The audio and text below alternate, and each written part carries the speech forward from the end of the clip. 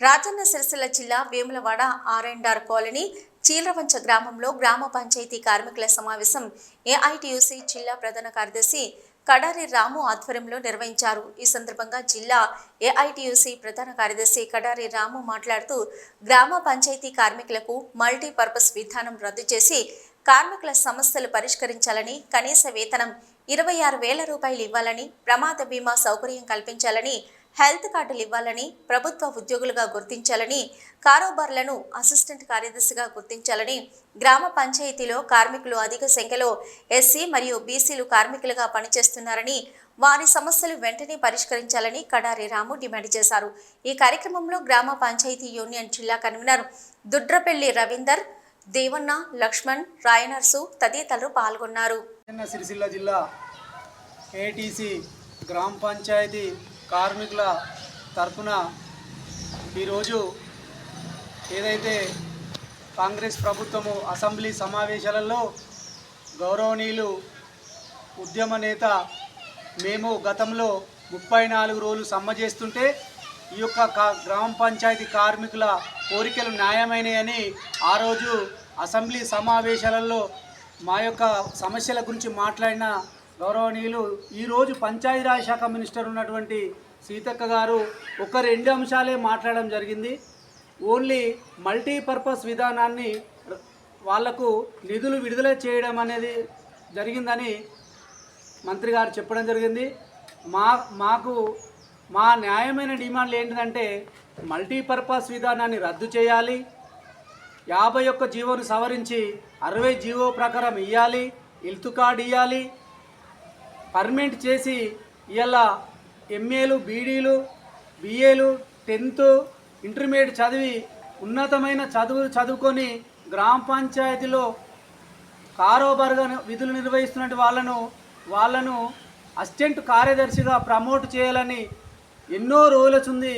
ఈ యొక్క గత ప్రభుత్వాన్ని ధర్నాలు చేపట్టడమే కానీ, రాస్తారోకలే కానీ అన్ని కార్మిక సంఘాలను కలుపుకొని ఈ యొక్క 10 సంవత్సరాల లోపల ఎన్నో కార్యక్రమాలు చేస్తే ఆ ప్రభుత్వము పెడచెవిన పెట్టినటువంటి ప్రభుత్వం ఈ దేశంలో రాష్ట్రంలో అత్యుత్తమైన న్యాయస్థానం ఏం చెప్పిందంటే సమాన వేతనం సమాన జీతం ఇవ్వాలని ఈ యొక్క గవర్నమెంట్కు పలుమారు సార్లు కూడా సుప్రీంకోర్టు చెప్తే ఇవాళ ఒక చిన్న కులాలు ఉన్నారని పేన ప్రభుత్వం అహంకార ధోరణితో ఈ యొక్క గ్రామ పంచాయతీ కార్మికులను పట్టించుకోవడం జరగలేదు.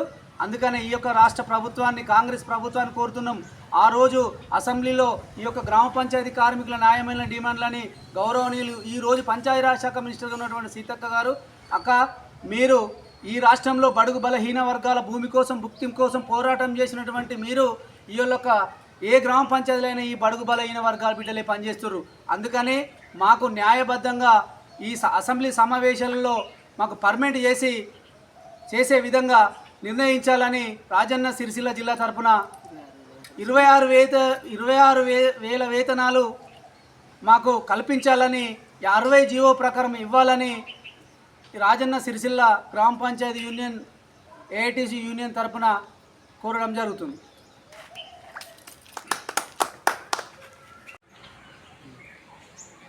రాజన్న సిరిసిల్ల జిల్లా ఈ ఆర్&ఆర్ కాలనీ చీలవంచ గ్రామంలో ఈరోజు జీపీ మున్సిపల్ కార్మికుల గ్రామ పంచాయతీ కార్మికుల యొక్క సమస్యలు ప్రధానంగా గత ప్రభుత్వంలో ఎన్నో ధర్నాలు చేసి 38 రోజులు ధర్నా చేసినప్పటికీ ఎలాంటి స్పందన లేక ఆ ఒక్క తాత్కాలిక సమ్మెను విరమించడం జరిగింది.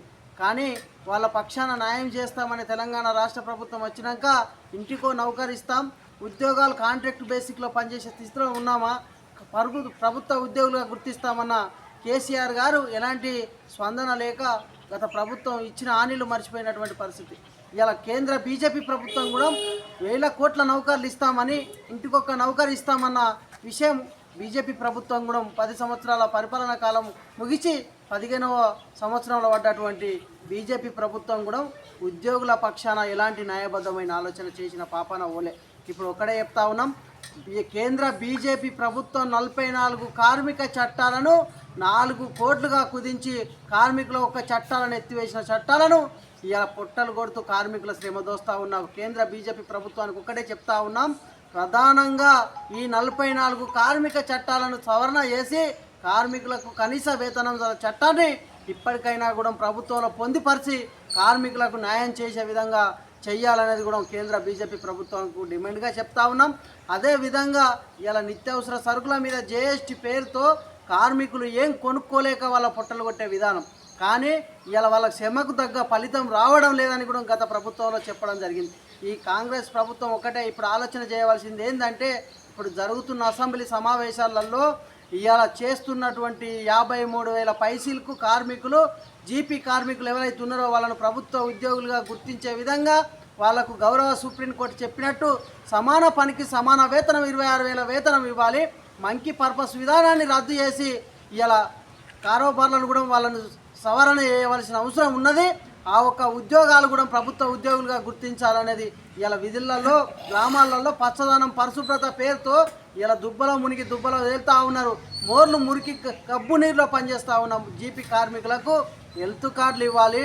వారి యొక్క ప్రమాద బీమా సౌకర్యం కూడా మేము పెట్టినటువంటి డిమాండ్ మొన్న ఎక్కడన్నా విధులలో ప్రమాదం జరిగితే 25 లక్షల ఎక్స్ప్రియేషన్ కూడా ప్రకటించాలనేది కూడా ఈ కాంగ్రెస్ ప్రభుత్వాన్ని అసెంబ్లీలో ప్రకటించాలని కోరుతా ఉన్నాం. అదేవిధంగా ఇలా చూసినట్టుంటే వీళ్ళకొకటి రిటైర్మెంట్ కానీ ఎన్ని రోజులు సేవ చేసినప్పటికీ ఇలా కాంట్రాక్ట్ బేసిక్లో పనిచేస్తున్న కార్మికులు వాళ్ళు దిగిపోయే టైంలో ఇలా పిల్లలకు కొనిద్దామంటే చాక్లెట్లకు కూడా పైసలు ఇవ్వలేని ప్రభుత్వాలు ఉన్నాయి. ఇలా ఎన్నో కోట్ల రూపాయలు దేనికో పనిచేస్తూ ఉన్నాయి తప్ప ఇలా నిరుపేద కుటుంబాలలో ఎస్సీ కుటుంబాలకు చెందినటువంటి వాళ్ళు చాలామంది ఇవాళ మైనార్టీ కులాలలో కొంతమంది ఉన్నారు. ఇవాళ ఈ గ్రామ పంచాయతీ జీపీలో పనిచేసే వాళ్ళు వీళ్ళని పూర్తి స్థాయిలో ప్రభుత్వ ఉద్యోగులుగా గుర్తించి వాళ్ళ ఒక న్యాయమైన డిమాండ్స్ పరిష్కరించాలని ఏఐటీసీ రాజన్న సిరిసిల్ల జిల్లా జనరల్ సెక్రటరీగా డిమాండ్ చేస్తూ ఉన్నాం.